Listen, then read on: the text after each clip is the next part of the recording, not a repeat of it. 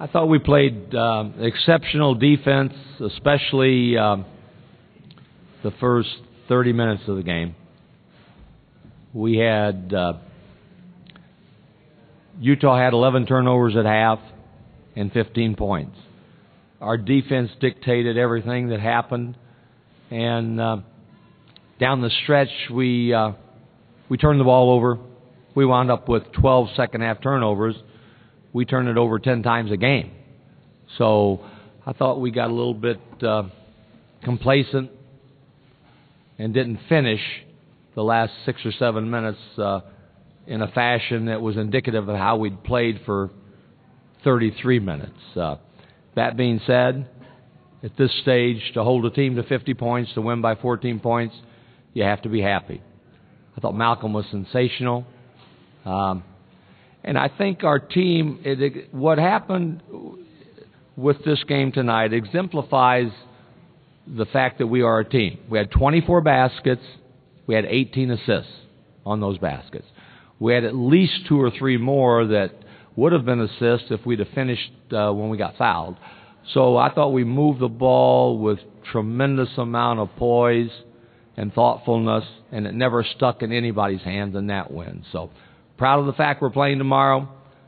We've got a very good team, and we know that, and our expectations are to continue to play well. Thank you, Coach. This time we'll open up for questions for the student-athletes. Edward Lewis, Daily Aztec. Kawhi, you left the game with a back injury, it looked like. Can you tell me what happened and how it's feeling now? Just a little cramp. I'm fine now. I just need to get it stretched out, but it's no serious injury. Follow up on that, Kawhi. Has this been a recurring problem for you, or is this something new? Just today.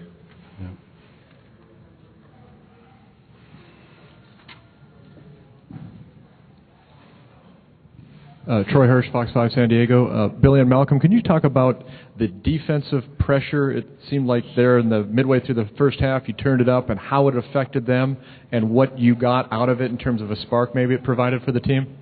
Coach Fisher and Coach Hutt, they came to us and told us, we want to put a little more pressure on them. So we started chopping full court, and I think that's where we started getting our runs.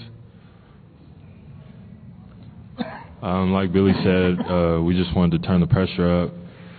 We were rushing a few shots, so we just wanted to get it on the other end, on the defensive end, and I think we did a good job. Jenny Kavner, Channel 4 San Diego. For all three of you, when Coach talks about playing team ball, what does it mean for you guys to watch others when you distribute and get points and help the three of you out? Just knowing that our whole team could score. We could. We draw like double teams all the time on the court, and it's always an open man. And all three of us like to pass the ball. We're not looking to take an attempt every time down the floor. And it just builds more team chemistry once you see everybody scoring and excited when others score. like Kawhi said, nobody's selfish on this team. We got a bunch of scorers, and if you play defense, the offense will come, and that's how we look at it. So if we just pass the ball, we'll have a good game. For Kawhi and then Malcolm, you guys got ahead late in the first half and then really put a run on and put them away. Did you see what happened to BYU earlier, and did that kind of motivate you to try to put a team away when you had them down? I didn't watch the BYU game, so I was just focused on our team. We're trying to play defense, trying to get better each and every game, so we're trying to close out the game. I didn't watch the game either, but we had a game plan coming in, and I think we executed pretty well, and we made them turn it over a bunch of times, and our execution was just there. So this is for Malcolm and Billy. You guys played a lot of minutes today in a game that was fairly one-sided. Given the risk of injury this time of the year and knowing that you're assured of being in the NCAA tournament, how do you balance how hard you go and how much fear do you have of getting hurt? And obviously we were a little anxious about what Kawhi's status was. We don't think about that. We just think about going out there and playing hard. You know, injuries happen. You know, we just try to give it 100% every game. Yeah, there's no fear. You know, it's just basketball, and all of us are going to play hard regardless. And we're not worried about NCAA tournament right now. We're worried about the Mountain West tournament, and we're just trying to win this. We have time for 2 more questions. First, now. Louis Weiner, CBS 8 San Diego. Billy, into the first half, you guys went on the big run. You got really excited. You were getting the fans up. You coming home to Las Vegas and playing in that arena and going through a run like that, you looked really excited. Was it more special knowing that it's here at home and you're playing back home? I'm always like that. You know, I'm just an emotional guy. You know, I just want to get my team pumped up. And I know once we get pumped up, we're unstoppable with the guard. So, you know, I'm just trying to bring energy to my team. This one for all the players as well. Obviously, you don't know who you will play next, but if it is UNLV, could you comment on playing possibly UNLV here again on their home floor, each of the players? We know that's going to be hard. You know, they're going to have a whole bunch of people here. You know, they're always hard to play, and we just got to stay focused and look at the game plan. You know, and we beat them twice, and you know we can beat them again. We just got to stick to the game plan. Yeah, like Billy said, we're going to be on their home court, and so most of their fans are going to be at the game. So we just got to buy into our game plan and just focus as a group and come out playing hard and hope we get the victory. Playing UNLV is always tough. We just have to limit turnovers, be a little patient. It's going to be an aggressive, tough game, and we're just going to have to be focused mentally and hopefully come out with a victory. Okay, at this time we're going to dismiss our student athletes. Thank you, man. Now we'll open up for questions for Coach Fisher. Good job, guys. Augustine Gonzalez, Daily Aztec. Coach, can you talk about Jamal Franklin's performance tonight? He should demand more playing time. And he already has. Jamal has made significant improvement. If you watched him in September, he's totally revamped his shot. He's a worker. Very, very good athlete. Has always been a very good athlete. And now he's slowly turning into a very good basketball player. Had a stretch where we really needed it, where he hit 3 straight threes for us. And then he had a stretch where he was out of bounds, stepped in, threw it back out of bounds, and had a couple of turnovers. But Jamal he's a keeper. He blocked one of Foster's shots that it looked like was going to be a dunk, and I think you see glimpses, we see it every day in practice, of someone that is excited about what he's going to do for us, and we are excited about what he's going to do for us over the next 3 years. Steve, I wonder if you could give us your level of anxiety when Kawhi goes out in the hall and is face first on the floor out there, and whether your limited minutes in the second half was mainly just precautionary. I looked around when I was going to put him back in, and I said, where'd he go? So, yeah, it gives you concern when he never asked to be taken out, and he asked to come out. He said he got elbowed in the back, and it cramped up on him. I think it was more precaution on my part. When we took him out with about 7-8 minutes to go, I didn't want to sit him for 3 or 4 minutes and put him back in. So I told him, I said, I don't think I'm going to put you back in. But it was not that I was fearful that his back was an issue, but I just wanted to make sure that he didn't go in, stiffen up, and go back in. Coach, Scott Bair from the North County Times. In terms of your rotation, how much of what you did in terms of substitution had to do with this game, and then how much of it had to do with the possibility of playing 3 games over 3 days?